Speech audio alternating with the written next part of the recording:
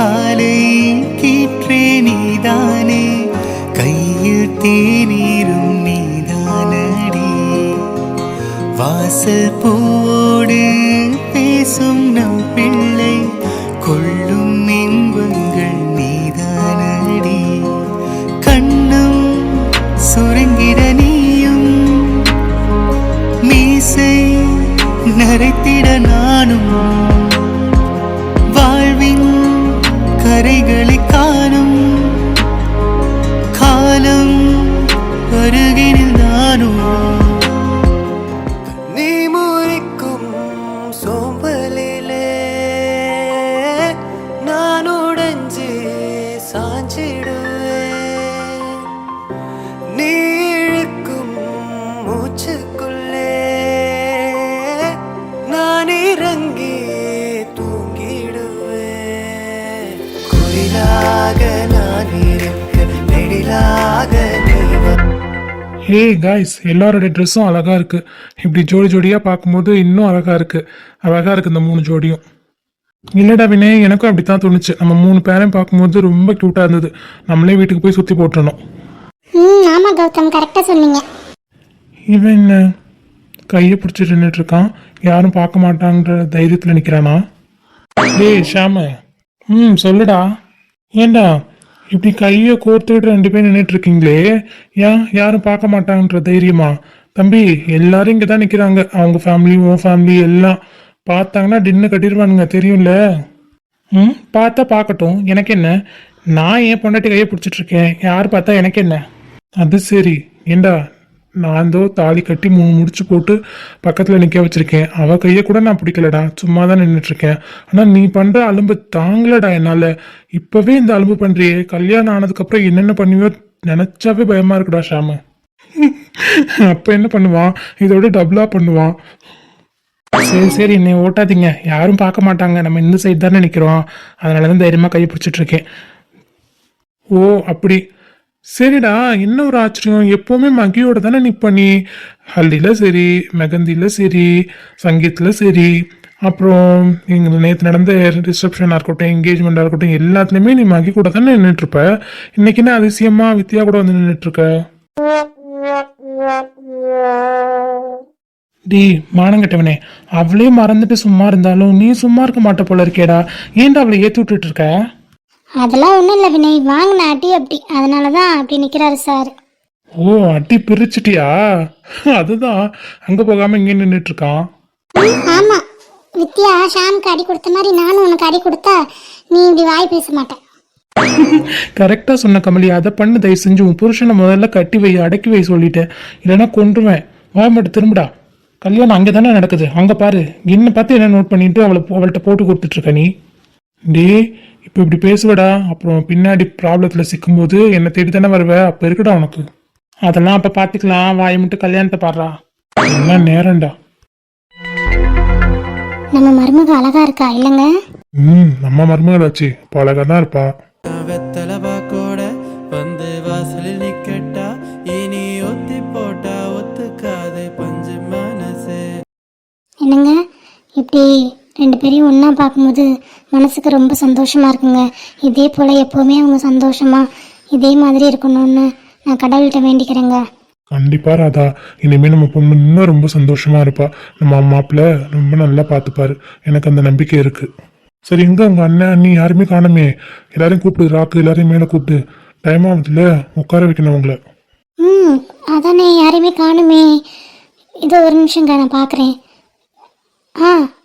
அண்ணி, ராக்கு, மேலே வாங்க 3 பேரும்.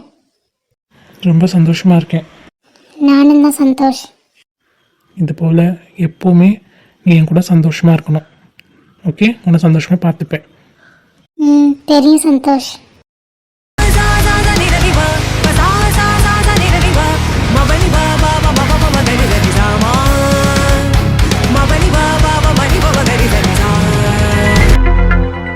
என் மருமக ரொம்ப அழகா இருக்கா. ஆமா அண்ணி, பொண்ணு அழகா இருக்கு. ஜோடி பொருத்தம் எவ்வளோ அழகா இருக்கு பாருங்க. ஆமாக்கா.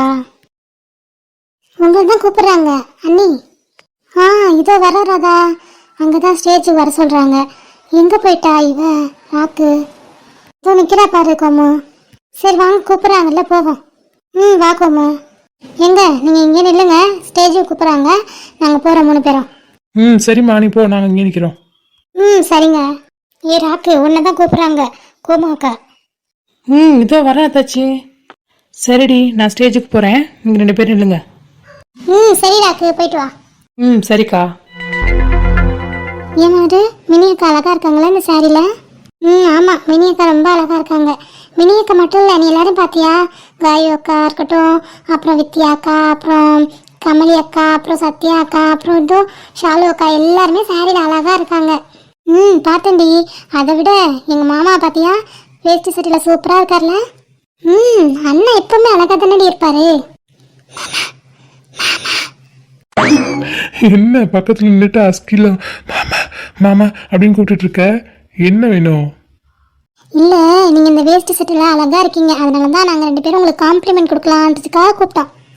ஆமா அண்ணா, உங்களுக்கு இந்த வேஷ்டி சட்டை அழகா இருக்கு.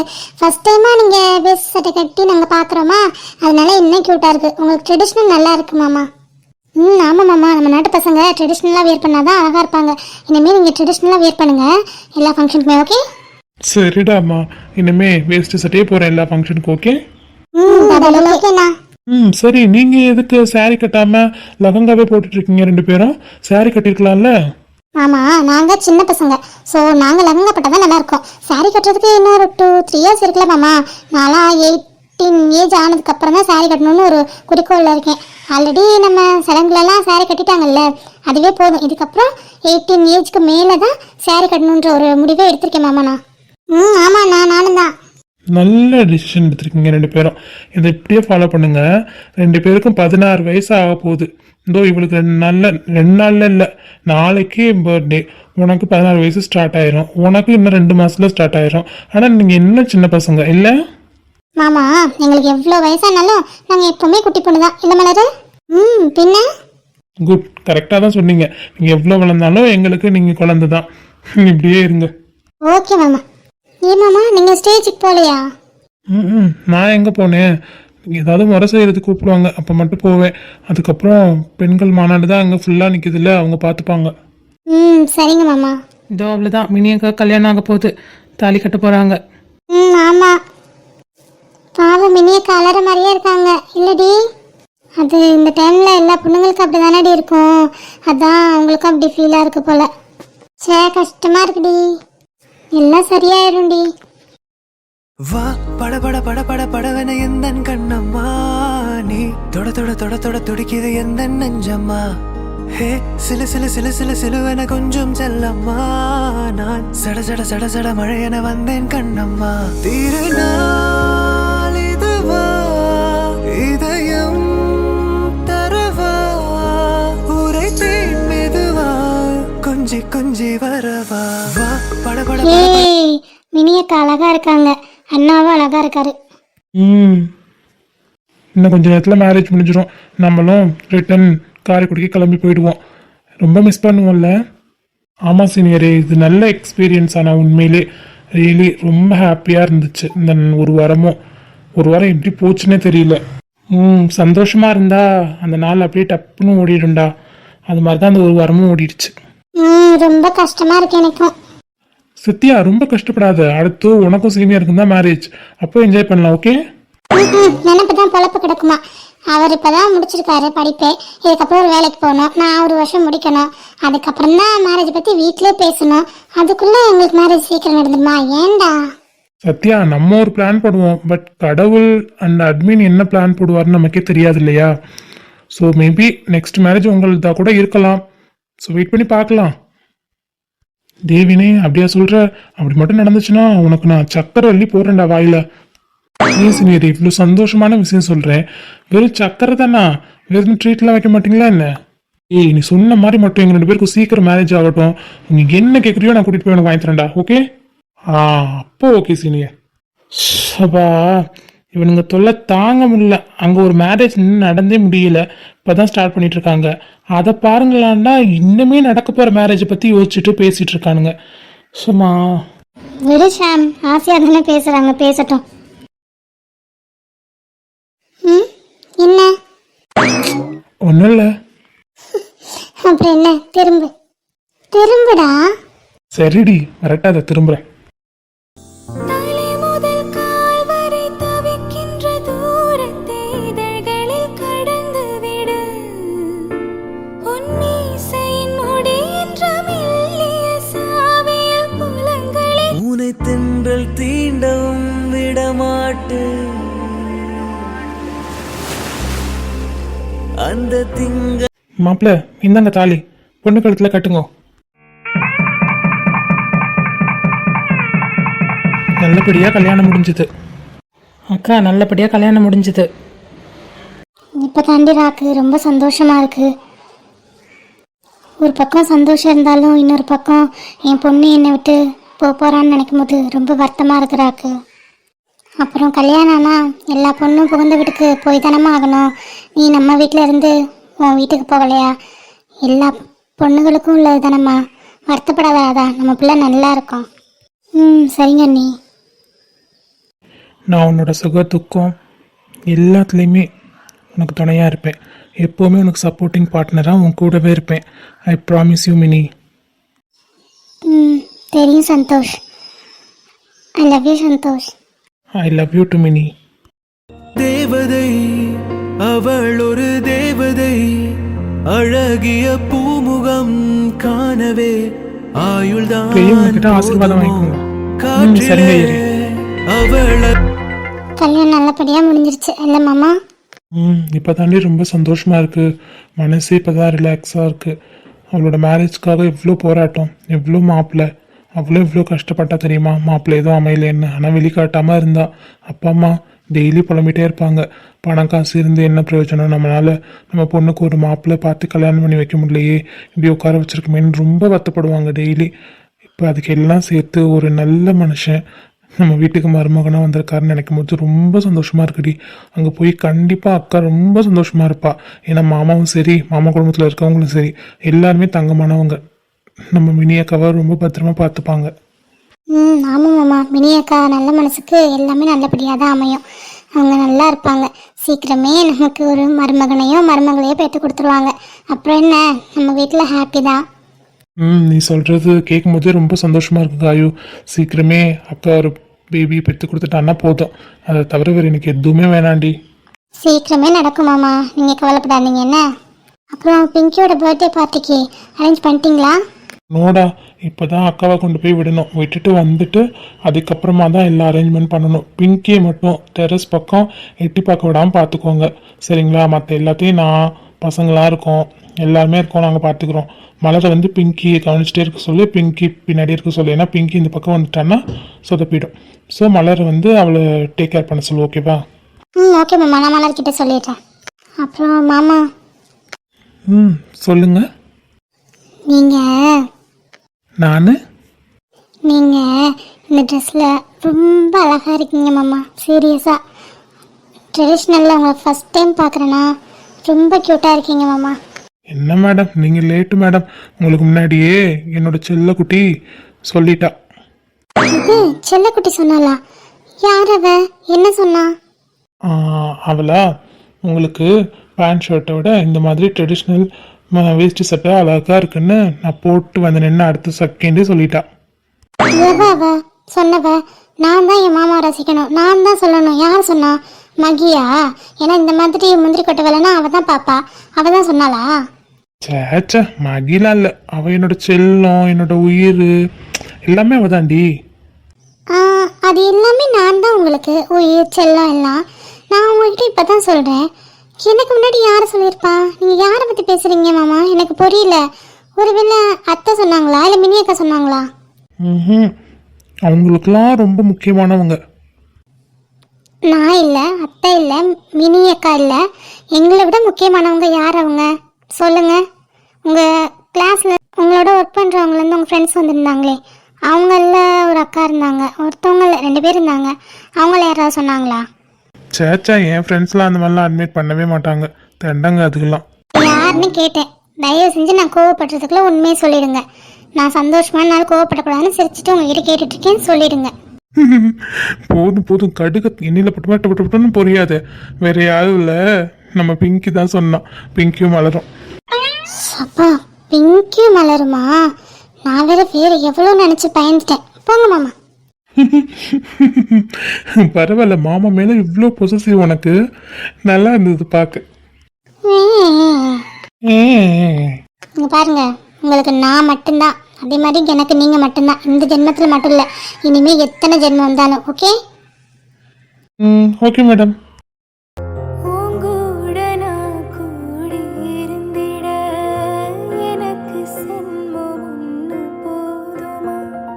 100 சென்மம் வேணும், அதை கேட்குற சாமிய. ஆதினியே என்னாயுடியே ஆணி வேரை நீங்காது மண்ணே எங்க.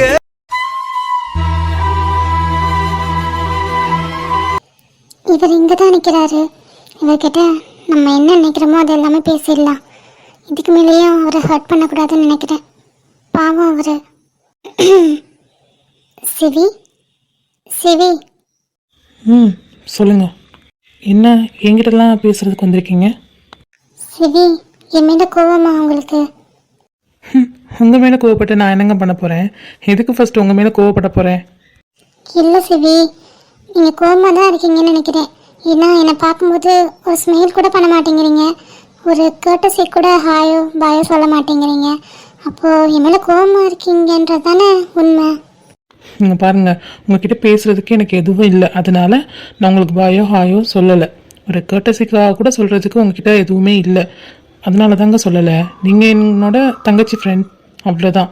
அதுக்கு மீறி நம்மளுக்குள்ளே எந்த ரிலேஷன்ஷிப்பும் இல்லை. தெரியும், அன்னைக்கு நீங்கள் உங்கள் லவ்வை சொல்லி நான் ரிஜெக்ட் பண்ணிட்டேன்றனால தானே இப்போ என் மேலே கோவம். என்ன ஷாலு, நான் லவ்வை சொல்லி நீங்கள் ரிஜெக்ட் பண்ணிட்டீங்கன்றனால உங்கள் மேலே நான் கோவமாக இருக்கேனா? சத்தியமாக இல்லவே இல்லை. ஏன்னா லவ்வை சொல்கிறது என்னோட உரிமைன்ற மாதிரி, அதை ஏற்றுக்கிறதும் ஏற்றுக்காததும் உங்களோட ரைட்ஸ்.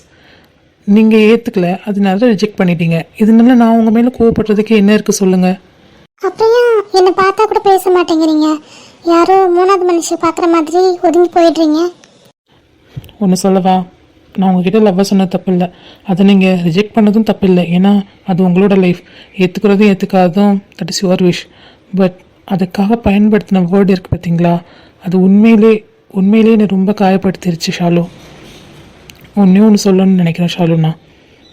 சுபியாவது எல்லாத்தையும் ஈஸியாக பேசிடுவான், எல்லா பொண்ணுங்கள்கிட்டையும் டக்குன்னு நம்பர் வாங்கிடுவான், டக்குன்னு ஃப்ரெண்ட்ஷிப் பிடிச்சிடுவான். ஆனால் நான் அப்படி கிடையாது, ரொம்ப ரிசர்வ் டைப். நான் அவ்வளோ சீக்கிரமாக கேர்ள்ஸ்கிட்ட பேசவே மாட்டேன். நீ உனக்கே நல்லா தெரியும் தான் நினைக்கிறேன். நான் ஃபஸ்ட்டு பேசின பொண்ணு நீ தான், ஃபஸ்ட்டு காதலிச்ச பொண்ணு நீ தான், ஃபஸ்ட்டு ப்ரப்போஸ் பண்ண பொண்ணும் நீ தான். இதுக்கு முன்னாடி நான் எந்த பொண்ணுக்கு ப்ரப்போஸ் பண்ணதும் இல்லை, எந்த ப்ரப்போசலையும் அக்செப்ட் பண்ணதும் இல்லை. எல்லாமே உனக்கு தான் நான் ஃபஸ்ட் பண்ணேன். பட் நீ ரிஜெக்ட் பண்ணது கூட எனக்கு கவலை இல்லை. ஆனால் நீ அது மாதிரி பேசாமல் இருந்திருக்கலாம். ரொம்ப ஹர்ட் பண்ணிட்ட, மனசு ரொம்ப உடைஞ்சிருச்சு. ப்ளீஸ் ஷாலு, எதுவுமே பேச வேணாம்னு நினைக்கிறேன். நீ போ, அப்புறமா பேசிக்கலாம். சிவி, அன்னைக்கு இருந்த சுச்சுவேஷனில் எனக்கு அப்படி தான் பேச தோணுச்சு, அதனால தான் அந்த மாதிரி பேசிட்டேன். உங்களை ஹர்ட் பண்ணியிருந்தா sorry, I'm really very sorry. சாரிலாம் வேணாம் ஷாலு, நீ இங்கேருந்து கிளம்புறியா? யாராவது பார்த்தா தப்பாக நினைக்க போகிறாங்க. Please please Sivi, please. அன்னைக்கு இருந்த சுச்சுவேஷனில் என்னோட பதில் அதுதான். பட் இப்போ நான் என்ன நினைக்கிறேன்னு நீங்கள் தெரிஞ்சுக்கணும் இல்லையா? ப்ளீஸ் ஸ்டாப் ஷாலு, நீ எதுவுமே சொல்ல வேணாம். நீ என்ன இப்போ நினைக்கிறேன்றத நான் தெரிஞ்சுக்கவும் வேணாம். ஜஸ்ட் ஸ்டாப், நான் வரேன். சிவி சிவி, ப்ளீஸ் சிவி, ஒரே ஒரு செகண்ட் நான் சொல்கிறத மட்டும் கேட்டுப்போங்க ப்ளீஸ். வேணாம் ஷாலு, நான் கிளம்புறேன். ஒன்று மட்டும் உன்கிட்ட சொல்லிட்டு போகணுன்னு நினைக்கிறேன் ஷாலு. நான் முதல்ல காதலிச்ச பொண்ணு நீ தான், முதல்ல ப்ரப்போஸ் பண்ண பொண்ணு நீ தான். அதே மாதிரி என்னோட முதல் அண்ட் கடைசி 2 காதலுமே நீ தான். இதுக்கப்புறம் எந்த பொண்ணுக்குமே என் மனசில் இடம் இல்லை. என்னோட ஃபஸ்ட் அண்ட் லாஸ்ட் லவ் நீ மட்டும்தான் ஷாலு. அழகே நீ என்கிற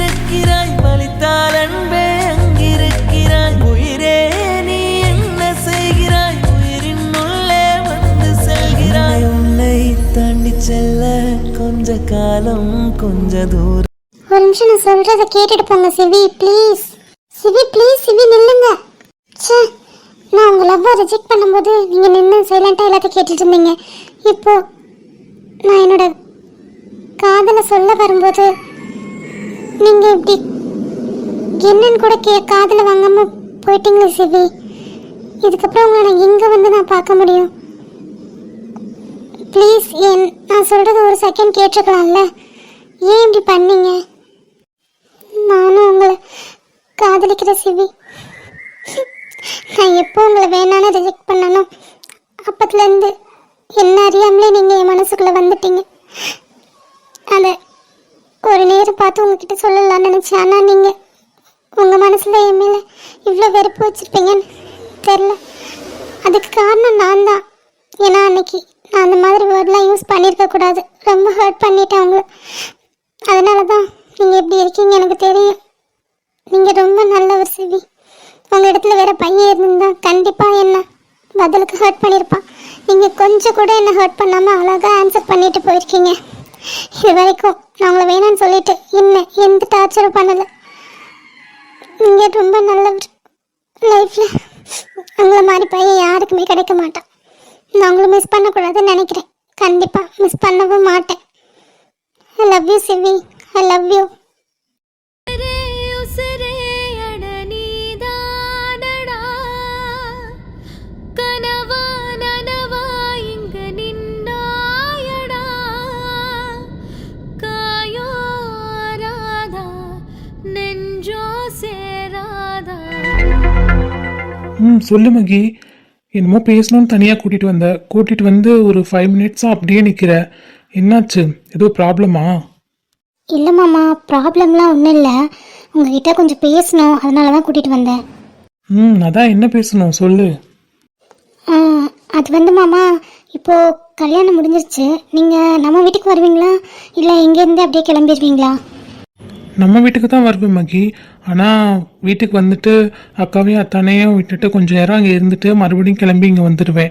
ஏன்னா நாளைக்கு பிங்கிக்கு பர்த்டே. ஸோ இன்னைக்கு நைட் 12 o'clock சர்ப்ரைஸ் பண்ணுறதா சித்து சொல்லியிருக்காரு. அதனால கண்டிப்பாக இங்கே தான் இருந்தாகணும் மகி. பட் வீட்டுக்கு வருவேன். வீட்டுக்கு வந்துட்டு கொஞ்சம் நேரம் அங்கே இருந்துட்டு மறுபடியும் கிளம்பி வந்துடுவேன்.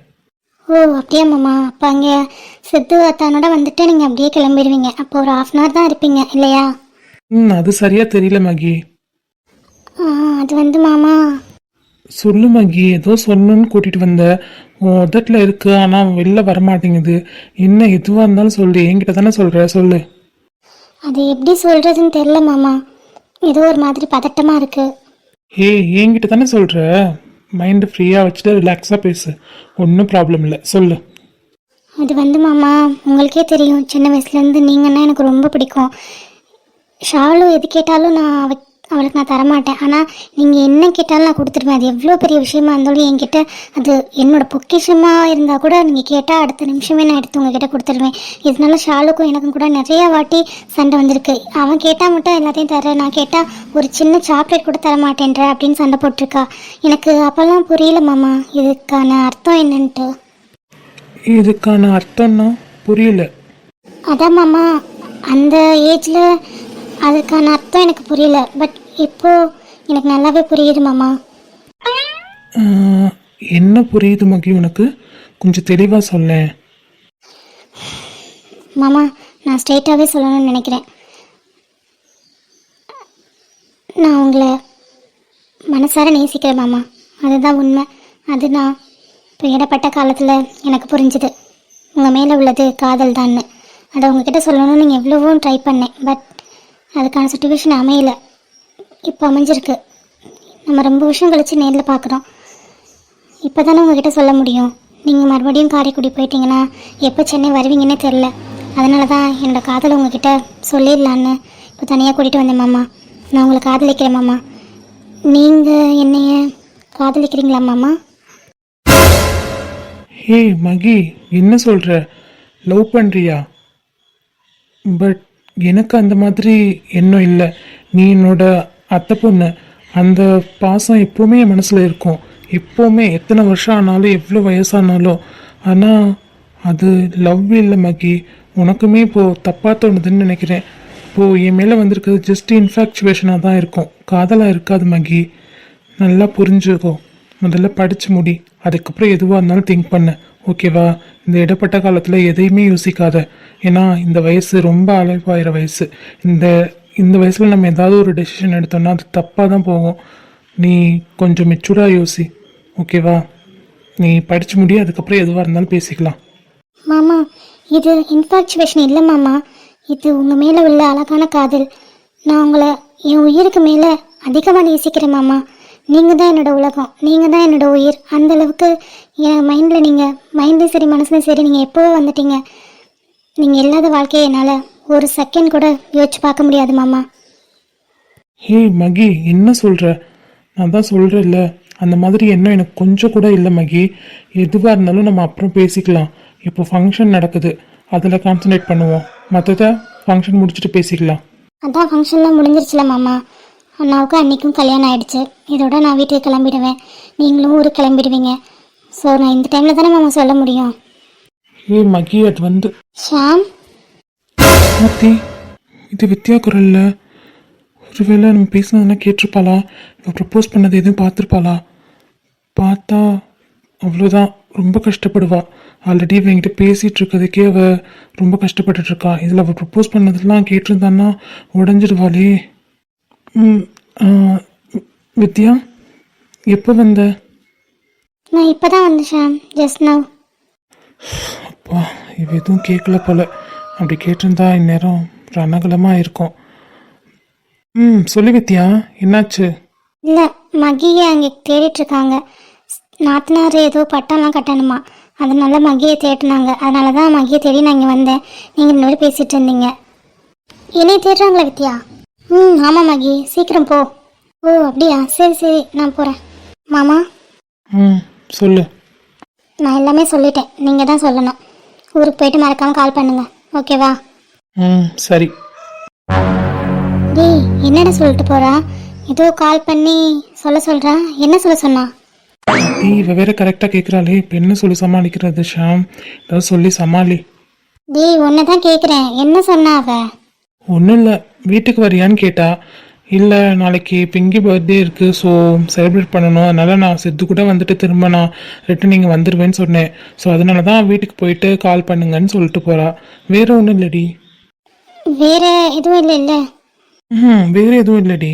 ஏன் அப்படி கேட்குற? இல்லைடா, இவ கூட நீ பேசும்போது மனசே கேட்க மாட்டேங்குது, ரொம்ப படபடன்னு அடிச்சுக்குது, அதனால தான் கேட்டேன். இல்லடாம்மா, வேற எதுவும் இல்லை, இதுதான் சொன்னான். நீ எப்போவுமே என் கூட இருப்பில்ல ஷாம்? ஏன்டா அப்படி கேட்குற? இல்லை, சொல்ல கொஞ்சம் ஒரு மாதிரி இருக்கு, அதான் கேட்டேன். I'm always there for you செல்லம். எப்போவுமே உன் கூட தான் இருப்பேன். எந்த மாதிரியான சுச்சுவேஷன் வந்தாலும் உன்னை விட்டுட்டு, உன் கையை விட்டுட்டு நான் போக மாட்டேன், சரியா? எதை நினச்சும் நீ கவலைப்படாத. மகி ஜஸ்ட் பாசிங் க்ளவுட். நீ அவள் என் லைஃப்பில் எப்போவுமே பாசிங் மட்டும்தான். பட் நீ அப்படி கிடையாது. நீ என்னோட மூன், நீ என்னோட ஸ்டார், நீ என்னோட சன், எல்லாமே. அது எல்லாமே ஒன்று தான் இருக்கும், நிரந்தரமாக இருக்கும். நீ எப்போவுமே என்னோட நிரந்தரமானவடி. உன்னோட இடத்த வேறு யாருமே ரீப்ளேஸ் பண்ண முடியாது, ஓகேவா? I love you Sham. இன்னைக்குமே என்னை விட்டு போயிடாத. என்னைக்குமே போக மாட்டேன்டி. ஐ லவ் யூ மோர். சுட்டு விரல் நீ காட்டு, சொன்னபடி ஆடுவேன். உன்னடிமை நான் என்று கையெழுத்து போடுவேன். மீட்டாத வீணை தருகின்ற ராகம், கேட்காத பூங்காந்தலே, ஊட்டாத தாயின் கணக்கின்ற பால் போல் என் காதல் கிடக்கின்றதே. காயங்களாற்றும்